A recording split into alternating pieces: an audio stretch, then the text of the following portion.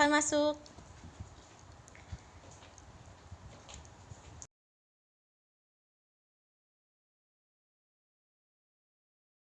Selamat pagi Mbak, ada yang bisa saya bantu?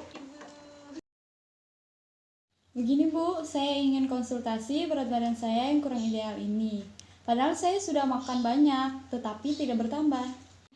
Baik Mbak, sebelumnya perkenalkan nama saya Mita Prisya Gabriela. Saya ahli gizi yang bertugas hari ini.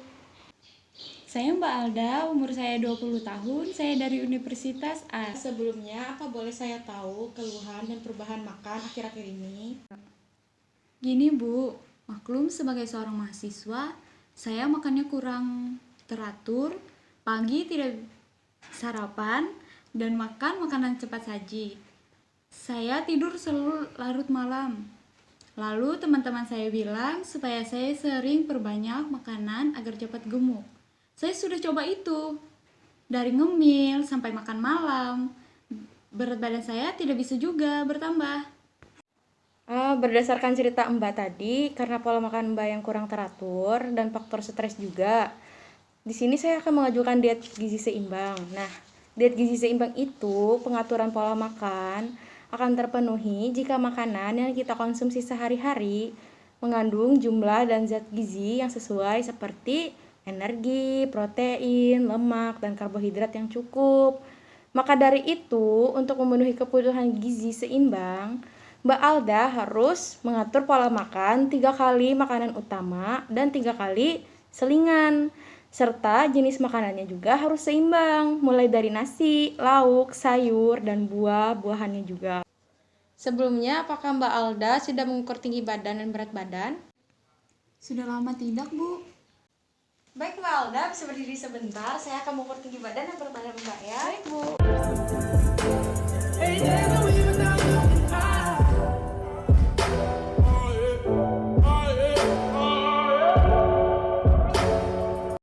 Wah, ternyata berat badan saya 39 kilo ya. Terakhir ada 40. Berdasarkan berat badan dan tinggi badan Mbak tadi, saya hitung menggunakan IMT. Mbak Alda yang tergolong dalam status kurus. Sudah saya duga dan tidak salah bahwa saya memang benar-benar kurus. Oh iya Mbak, di sini tinggal sama orang tua atau sendiri atau gimana? Saya di sini ngekos, Bu, makanya saya bebas makan sesuai waktu. Kalau saya ada banyak waktu, saya bisa sarapan, tapi makan siang sampai sore saya seringnya ngemil, Bu. Malamnya saya makan makanan berat langsung banyak. Apakah Mbak mempunyai alergi pada makanan atau ada makanan yang tidak disukai sebelumnya? Saya tidak ada alergi makanan, Bu, tapi saya suka makan sayur dan buah, apalagi rujak buah itu kesukaan saya. Baik Mbak Alda, saya akan mengajukan beberapa pertanyaan agar saya tahu apa saja yang Mbak makan dari sehari kemarin. Mulai dari Mbak bangun sampai Mbak bangun lagi. Apa Mbak bersedia? Ya, Bu, saya bersedia. Baik Mbak, kemarin bangun jam berapa? Saya bangun jam 6 pagi, Bu. Setelah Mbak Alda bangun, apa ada sesuatu yang Mbak konsumsi? Sepertinya saya minum 1 gelas air mineral, Bu. Oke. Setelah itu apa yang Mbak lakukan? Saya membersihkan kamar kos dan mencuci baju saya, Bu. Oke, setelah membersihkan kos dan mencuci baju, apa ada lagi yang Mbak konsumsi selain yang Mbak bilang tadi? Risoles, Bu. Saya beli dari Bude yang sering lewat komplek. Risoles ya. Oke, setelah itu apa lagi yang Mbak lakukan? Saya mandi dan bersiap-siap untuk pergi ke kampus. Oke, setelah mandi dan bersiap-siap, apa Mbak ada sarapan? Sarapan, Bu. Saya makan ikan goreng dan tumis kangkung. Mbak Alda makan sekitar jam berapa ya? Sekitar jam setengah 9, Bu. Oke, setelah itu Mbak Alda ke kampus dan jam berapa kira-kira Mbak makan siang? Sekitar jam 1-an mungkin, Bu. Itu apa aja yang Mbak konsumsi? Saya makan nasi 1 porsi, ayam 1 potong, sayur tumis kangkung, bakwan 2 potong, dan es teh manis 1 gelas. Apa itu semua dihabiskan? Iya, Bu. Oke, terus ada lagi nggak yang Mbak konsumsi? Ada, Bu. Saya makan rujak. Oke, kemudian Mbak ada makan jam berapa lagi? Sekitar jam 3-an, Bu. Makanan apa saja yang Ibu konsumsi?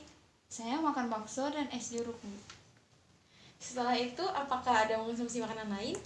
Anu, Bu, saya makan kue-kuean dan ciki-ciki. Setelah makan, terakhir Mbak makan jam berapa lagi? Saya makan malam sekitar jam 8, Bu. Makan apa aja Mbak? Saya makan cuma 1 porsi nasi, ikan goreng lalapan, tumis kangkung lagi, Bu. Dan air es, Bu. Wah, doyan makan sayur ya Mbak Alda. Apa itu semua dihabiskan? Iya, Bu. Oke, apakah setelah itu ada mengkonsumsi makanan lain?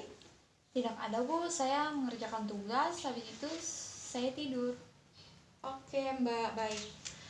Saya akan ulangi ya, apa saja yang Mbak Alda konsumsi sehari kemarin. Mulai dari Mbak bangun sampai bangun lagi. Iya, Bu. Oke, pertama kemarin Mbak bangun jam 5:30 ya. Cuman minum air putih sebanyak 1 gelas, kemudian ngemil risoles 1 potong. Kemudian jam 8:30 Mbak makan nasi 1 piring, 1 potong ikan goreng dan tumis kangkung. Benar ya Mbak? Iya, Bu, benar. Minumnya air putih? Iya. Ya, oke. Kemudian Mbak berangkat ke kampus dan makan siang pukul 1 dengan nasi 1 porsi, ayam goreng 1 potong, dan tumis kangkung. Kemudian Mbak mengonsumsi rujak buah, dan pada pukul 3 sore Mbak makan bakso dan jus jeruk, dan semua yang Mbak makan Mbak habiskan. Apakah betul Mbak? Iya, Bu, betul. Oke. Baik, kemudian Mbak Alda ada makan ciki-ciki dan kue-kuean basah setelah makan bakso ya Mbak? Iya, Bu. Kemudian pukul 8 malam Mbak makan terakhir yaitu nasi 1 porsi, ikan lalapan 1 porsi, dan tumis kangkung sama air es mineral. Dan setelah itu Mbak melanjutkan tugas dan tidur malam. Apakah pas Mbak? Ada yang terlewat tidak? Iya, Mbak. Sudah pas. Baik Mbak, berdasarkan hasil pembicaraan kita tadi, Mbak memang suka makan makanan yang berminyak dan sudah beragam, cuma lebih sering ke makanan cemilan. Nah, saya hitung dulu ya asupan Mbaknya. Sambil Mbak menunggu saya menghitung, Mbak boleh baca-baca leaflet dulu dari kami. Ya, makasih, Bu. Oke, nah Mbak, berdasarkan hasil perhitungan asupan Mbak, seharusnya Mbak tuh mengonsumsi sebanyak 1903 kilokalori. Tetapi berdasarkan hasil recall Mbak tadi yang selama 24 jam, Mbak mengonsumsi itu sebanyak 2400. Nah, itu berlebihan Mbak. Kemudian untuk asupan protein dan karbohidratnya sudah baik. Hanya saja lemaknya berlebihan. Nah, ini beresiko jika terus-menerus dibiarkan. Kemudian ya di sini natrium Mbak juga berlebihan nih. Dibuktikan juga tadi dengan Mbak mengonsumsi ciki-ciki dan kue-kue yang basah yang asin ya Mbak. Waduh, bahaya kayak itu, Bu. Saya nggak mau sakit. Bahaya jika terus-menerus dilakukan Mbak. Sini saya akan sarankan beberapa menu makanan yang bisa Mbak terapkan di kos. Ya, misalnya nih Mbak konsumsi nasi dan ikan. Boleh digoreng, namun jika bisa dalam sehari hanya 2 kali ikan atau lauk yang digoreng Mbak. Nah, sisanya tuh bisa Mbak buat sayur asem atau ikan pepes atau dipanggang atau dibakar. Nah, kemudian untuk cemilan, Mbak bisa konsumsi cemilan seperti puding, kue bolu, risoles, ciki-ciki. Jika bisa jangan ya Mbak, dan buah-buahan tidak usah makan sama rujaknya. Baik, Bu, saya akan coba terapkan. Perlahan-lahan saja, tidak perlu langsung berubah ya Mbak. Ini Mbak bisa Mbak baca menu untuk diet seimbangnya di tab ini. Ya, Bu, terima kasih. Baik Mbak, apa sudah paham sampai sini atau Mbak ada pertanyaan? Paham, Bu. Intinya saya tidak boleh makan terlalu berlebihan dan tidak tahu waktu atau sebebasnya. Saya harus makan yang tidak mengandung garam dan minyak yang terlalu banyak. Iya, benar. Bagus Mbak, kalau ada yang masih kurang paham boleh bisa hubungi saya. Itu ada nomornya di leaflet. Ya, sekian. Ya, Bu, terima kasih. Baik Mbak, konseling gizi selanjutnya kita rencanakan 2 minggu mendatang dan proses konseling gizi hari ini telah selesai Mbak. Sampai bertemu 2 minggu mendatang Mbak. Terima kasih banyak ya. Terima kasih, Mbak. Ya, silahkan.